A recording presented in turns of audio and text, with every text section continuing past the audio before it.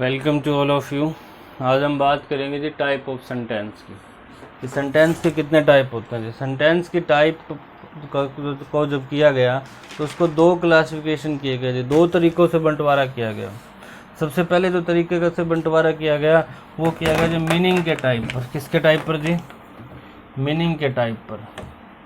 ठीक है, तो देखो टाइप ऑफ सेंटेंस के अंदर सबसे पहले हमने किसके बारे में बात करी थी कि मीनिंग के टाइप पर कितनी टाइप होती हैं। ठीक है, दूसरा हमने जो तरीका किया है, दूसरा क्लासिफिकेशन किया बेस्ड ऑन स्ट्रक्चर, कि सेंटेंस की स्ट्रक्चर किस हिसाब से, उसी हिसाब से हमने बंटवारा किया जी। जब हमने मीनिंग के टाइप पे बात करी तो 5 टाइप होती हैं जी। कितनी टाइप होती है सेंटेंस की? 5। और स्ट्रक्चर पे कितनी होती है जी? 3 होती हैं। अब आप कहोगे जी 5 कौन कौन सी होती है, वो 5 लिख लीजिएगा। पहली होती है जी आपकी सिंपल, या फिर इसी का दूसरा नाम है जी असर्टिव सेंटेंस। सिंपल या फिर असर्टिव सेंटेंस। दूसरी हमने बात करी थी इंटेरोगेटिव। दूसरी कौन सी होती है? इंटेरोगेटिव सेंटेंस की। ठीक है, तीसरा है जी इंपेरेटिव सेंटेंस। तीसरा कौन सा जी आपके पास है? Imperative sentence. चौथा है जी आपके पास ऑप्टेटिव सेंटेंस। चौथा कौन सा जी? Optative sentence. पांचवा कौन सा है जी? Exclamatory sentence. Exclamatory sentence. ठीक है, स्ट्रक्चर के बेस पे हमने कितने टाइप करी थी? 3। कौन कौन सी है लिख लीजिएगा। सिंपल सेंटेंस, दूसरी है आपकी कंपाउंड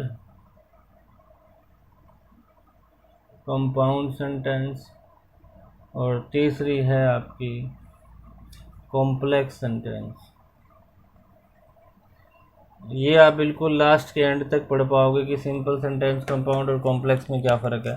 पहले आप ये पढ़ोगे जी कि सिंपल असर्टिव सेंटेंस क्या होते हैं, इंटेरोगेटिव सेंटेंस क्या होते हैं। यानी हमने टाइप ऑफ सेंटेंस को दो तरीकों के आधार पर बंटवारा किया जी। सबसे पहले हमने मीनिंग के टाइप पे बात करें तो मीनिंग पे 5 टाइप बनाए। स्ट्रक्चर पे हमने कितने टाइप बनाए जी? 3। कौन कौन सी याद रखनी है आपको मीनिंग पे? सिंपल या फिर असर्टिव सेंटेंस, दूसरी होगी आपके पास इंटेरोगेटिव सेंटेंस, तीसरी होगी इंपेरेटिव सेंटेंस, चौथी होगी ऑप्टेटिव सेंटेंस, और पांचवी हो जाएगी आपकी एक्सक्लेमेटरी सेंटेंस। अब हम एक एक के बारे में डिस्कस करेंगे। सबसे पहले हम करेंगे जी सिंपल या फिर असर्टिव सेंटेंस के बारे में। ठीक है, तो हेडिंग डालिएगा जी अब सिंपल या फिर असर्टिव सेंटेंस। सबसे पहले हेडिंग डालो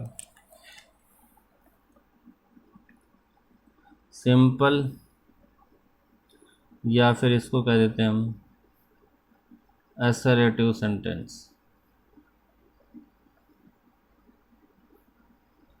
ठीक है जी, सबसे पहले इसके बारे में देखोगे आप क्या होता है जी।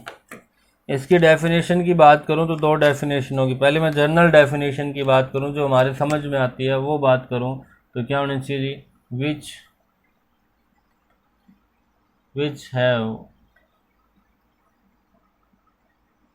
विच हैज़ लिख लीजिएगा। विच हैज़ फॉलोइंग फॉर्म, जिसकी जो नीचे दी गई है वो फॉर्म होनी चाहिए जी। कौन सी फॉर्म है? सबसे पहले सब्जेक्ट लिखा हो, फिर वर्ब लिखा हो और बाद में ऑब्जेक्ट लिखा हो। अगर ऐसी फॉर्म में कोई भी सेंटेंस है, subject plus verb plus object, उसको क्या कहते हैं हम? सिंपल या फिर असर्टिव सेंटेंस कहते हैं जी। ये बात होगी हमें समझने के लिए कि subject plus verb plus object की फॉर्म में जो सेंटेंस होता है उसको सिंपल या फिर असर्टिव सेंटेंस कहते हैं। लेकिन अगर आपसे कोई और पूछ ले कि सिंपल या असर्टिव सेंटेंस की डेफिनेशन बताओ तो दूसरी डेफिनेशन लिखिएगा आप। दूसरी डेफिनेशन क्या होगी? Which have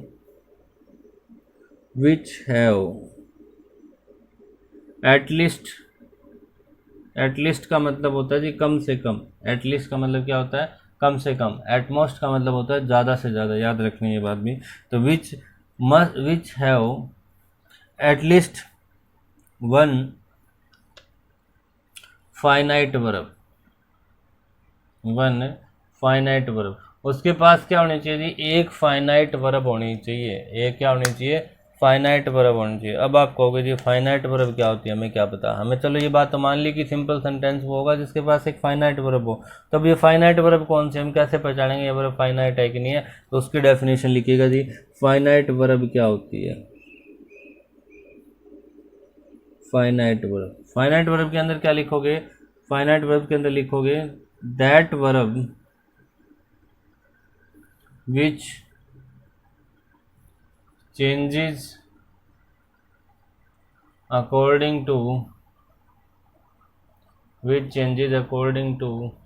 subject and tense of object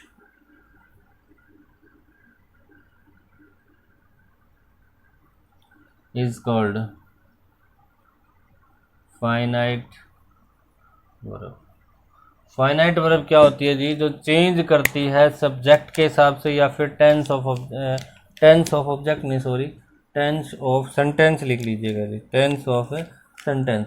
किसी सेंटेंस का सब्जेक्ट क्या है, उसका टेंस क्या है, उसके हिसाब से जो चेंज होती है उसी को क्या कहते हैं जी, फाइनाइट वर्ब। यानी जो वर्ब चेंज हो, चाहे वो सब्जेक्ट के हिसाब से हो चाहे वो टेंस के हिसाब से हो, उसी को क्या कहते हैं, फाइनाइट वर्ब। आप कहोगे चेंज होने का क्या मतलब, जैसे मैंने लिखा दे गो टू स्कूल, ऐसे लिख दिया। अब मैंने दे किस जगह लिख दिया, राम। अब मैंने सब्जेक्ट चेंज कर दिया, तो क्या गो लिखा जाएगा क्या राम के साथ, नहीं लिखा जाएगा। गो क्यों नहीं लिखा जाएगा, क्योंकि राम एक आपका सिंगुलर है, एक वचन है, इसलिए ऐसे ही इस लगेगा। तो ये क्या हो जाएगा, राम गोज टू स्कूल, ये बनेगा आपका। यानी जैसे ही हमने सब्जेक्ट चेंज किया तो वर्ब में चेंज आया कि नहीं आया, पहले गो थी फिर क्या होगी, गोज होगी। ठीक है, तो यही तो है कि अगर सब्जेक्ट या टेंस में चेंज करोगे तो वर्ब में कुछ चेंज करना पड़ेगा, और वो चेंज करोगे तो ये फाइनाइट वर्ब बन जाएगी। ये कौन सी वर्ब बन जाएगी, फाइनाइट। यानी ये सिंपल सेंटेंस की एग्जांपल हो गया, लिख लीजिएगा they go to school, Ram goes to school. ठीक है, ये हो गया जी सिंपल सेंटेंस की एग्जाम्पल, क्योंकि इनमें आपकी फाइनाइट वर्ब एग्जिस्ट कर रही है। ठीक है, और कर सकते हो आप रवि प्लेड फुटबॉल। ठीक है, रवि प्ले फुटबॉल, ऐसे करके आप बहुत से एग्जाम्पल लिख सकते हो आप अपनी तरफ से भी। ठीक है, अब एक चीज़ और लिखिएगा, इफ, आगे लिखिएगा जी, इफ सिंपल या फिर असर्टिव सेंटेंस, एक ही बात है, तो सिंपल कह दो चाहे असर्टिव सेंटेंस कह दो। इफ सिंपल है या फिर assertive sentence gives positive sense,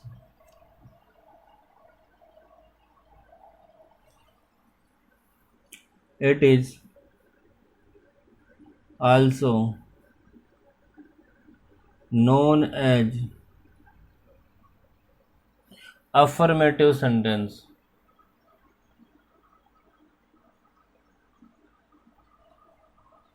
it is also known as affirmative sentence. इसका मतलब समझिएगा जी, अगर इफ सिंपल या फिर असर्टिव सेंटेंस देते हैं पॉजिटिव सेंस, क्या दें जी, पॉजिटिव सेंस। पॉजिटिव सेंस का मतलब हो गया कि जैसे मैं काम कर रहा हूँ, मैं पढ़ रहा हूँ, मैं खेल रहा हूँ, आप खेल रहे हैं, ठीक है, तो कहीं ना तो नहीं हो रहा कि नहीं खेल रहे, मतलब कर रहे हो ना कोई न कोई काम। यानी पॉजिटिव सेंस वो होती है कि जिसमें कोई चीज़ करने के बारे में पता चले, पढ़ते हो जो लिखते हो जो कुछ भी करते हो। अगर ऐसे सेंटेंस है जिनमें पॉजिटिव सेंस निकल रही है तो उनका दूसरा नाम रखा गया जी अफर्मेटिव सेंटेंस। उनका क्या नाम रखा गया, अफर्मेटिव सेंटेंस। जैसे एग्जांपल लिख लेते हैं, Ram is going to market, Ram is going to market, Ram कहाँ जा रहा है, मार्केट जा रहा है, कभी जा रहा है ना ये, तो ये क्या हो गया, पॉजिटिव सेंस दे रहा है, तो ये क्या होगा, अफर्मेटिव सेंटेंस। ये आगे इसी तरह लिखोगे, if simple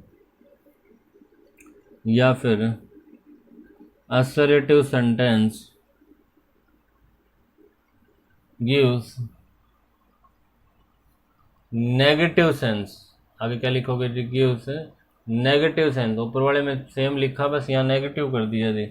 it is also known as, उसी तरह ये भी लिखा same, it is also known as, affirmative की जगह लिख दिया नेगेटिव सेंटेंस। क्या लिख दिया जी, नेगेटिव सेंटेंस। अगर आपका कोई भी सेंटेंस है सिंपल सेंटेंस, उसमें नेगेटिव सेंस आ रही है, NEG होते हैं, NEGATIV, नेगेटिव सेंस आ रही है तो वो क्या कहलाएगा, नेगेटिव सेंटेंस कहलाएगा। जैसे उसी तरह ऊपर वाले में कर दूं मैं, Ram is not going to school, Ram is not going to school, ठीक है जी, राम स्कूल नहीं जा रहा है। तो यहाँ नेगेटिव सेंस आ रहा है ना कि नहीं जा रहा है, ना आ रही है, तो ऐसे सेंटेंस को क्या कहा जाएगा, नेगेटिव सेंटेंस भी कहा जाएगा। आई होप आपको यहाँ तक समझ आ गया होगा जी, यहाँ तक आपने नोट भी कर लिया होगा, ठीक है, वरना वीडियो को पॉज करके रोक के भी नोट कर सकते हो जी। आगे देखो जी, नेक्स्ट एक चीज़ और समझनी है आपको, पहले मैं रफली समझा रहा हूँ, अभी आपको जो मैं जो लिख रहा हूँ ये नोट नहीं करना है आपको, मैं रफली समझा रहा हूँ। मैंने एक सेंटेंस लिखा आपका, जैसे Ram rarely goes to school, कि राम रेयरली का मतलब होता है कभी कभार, कि राम कभी कभार स्कूल जाता है, यानी ज़्यादातर तो स्कूल में नहीं जाता ना। आप किसी को ये कहोगे मैं कभी कभार ये काम करता हूँ, मतलब कि 100 दिनों में कोई एक दिन काम कर लोगे, बाकी तो नहीं करते ना। तो रेयरली एक ऐसा वर्ड है, देखा जाए तो ये नेगेटिव सेंस दे रहे ना कि नहीं करता, नॉर्मली एक दिन कर लिया ऐसा, ठीक है। तो Ram rarely goes to school का क्या मतलब हो गया, राम कभी कभार स्कूल जाता है। तो यहाँ पर रेयरली कैसी सेंस दे रहा है जी, नेगेटिव सेंस दे रहा है। समझ आ गई आपको बात। तो कुछ एक ऐसे वर्ड भी होते हैं जो नेगेटिव सेंस देते हैं, ये रफली था, आपको नोट नहीं करना था आपको, अब आपको नोट करना है, वो भी नोट डाल के नोट करना है। तो नोट डाल लीजिएगा जी, word that give negative sense, not डालो आप, आगे उसी में आगे नीचे लिखना आपको, वर्ड दैट गिव, वर्ड्स लिख लीजिएगा, words that give negative sense, कुछ ऐसे वर्ड जो नेगेटिव सेंस देते हैं, जो अगर सेंटेंस में लिखे मिल जाए तो समझ जाना नेगेटिव सेंस ही है। जैसे एग्जांपल है आपके, वर्ड कौन कौन से हैं, hardly, seldom, never, until, unless, और आपका रेयरली, एटसेट्रा।